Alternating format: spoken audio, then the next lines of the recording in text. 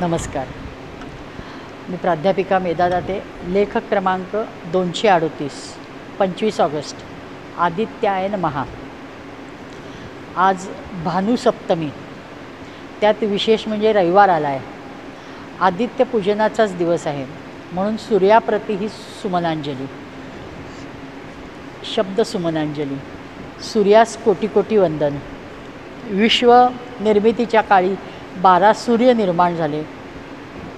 त्यांची स्मृती आपण 12 सूर्यनमस्काराच्या वेळी फक्त ठेवतो. अर्थात ऋग्वेदानुसार पृथ्वीशी संलग्न सूर्यास मार्तंड हे नाव आहे. आणि सूर्यसंकल्पनेनंतर 4ही वेदात अनेक सूक्ते आहेत.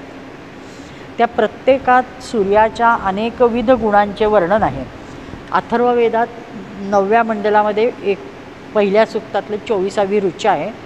इथे सूर्याला एक सनातनी ब्राह्मणाची उपमा आहे. म्हणजे तसे उपमा दिल्याप्रमाणेच वर्णन आहे. प्राणीमात्रांप्रित्यर्थ प्रकट झालेल्या प्रजापतीच्या देहावरील यज्ञोपवीत हे ज्याच्या देहाबरोबरच निर्माण झाले, तसेच वस्त्र धारण करून त्याचा अनुयायी होण्यासाठी मी त्याची प्रार्थना करतो. इथे प्रजापती म्हणजे सूर्य, तो पृथ्वीवरील सर्वांचे रक्षण करतो असे मानले आहे. त्याच्यासह आलेले हे वस्त्र तंतुमय आहे. उजव्या खांद्यावरून डावीकडे खाली गोलाकार पट्ट्याप्रमाणे आलेले आहे आणि जन्मापासून त्याच्यासोबत आहे. आजच्या वैचारिक प्रदूषणाच्या अति भयंकर काळात आपण असेही म्हणू शकतो की काय की यांनी म्हणजे कुणालाही सोडत नाहीत. ऋषीमुनींनाही सूर्याला सोडले नाही, त्यालाही ब्राह्मण केले. पण हा गैरसमज विज्ञानाच्या कसोटीवर सत्याची ज्यावेळेस म्हणजे पारखून घेतलं जातं त्यावेळेस ते सगळं लक्षात येतं.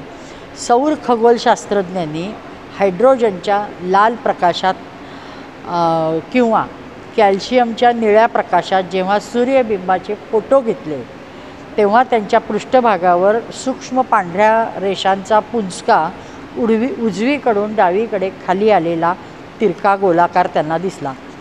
सौर खगोलशास्त्रज्ञ त्या डावीकडे खाली तिरका गोलाकार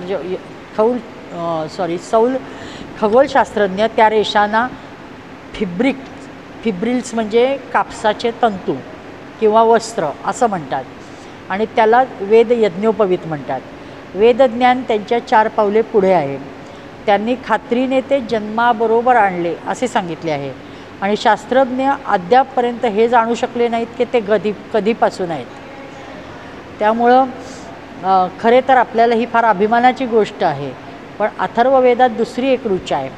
त्यात असं म्हटलं आहे की 7 अश्वांद्वारे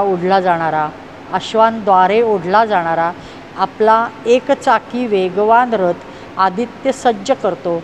त्याच्या रथाचे चाक त्रिनाभीयुक्त आहे असे म्हटले आहे.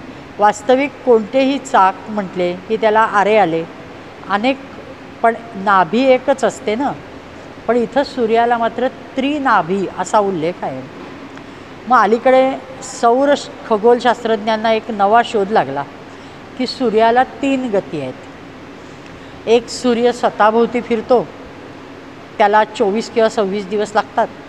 आकाशगंगेच्या मध्य केंद्रकाशी सूर्य सेकंदाला 200 किलोमीटरच्या वेगाने म्हणजे तासाला अंदाजे 5 ते 7 लाखांच्या वर फिरतो.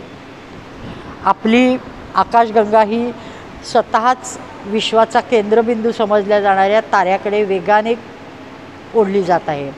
आता आमच्या कैक हजार वर्षे पूर्वी लिहिलेल्या शब्दांचा अर्थ हा त्रिनाभी हा आत्ता शास्त्रज्ञांना उलगडला. रथ हा शब्द गतीशी संलग्न आहे.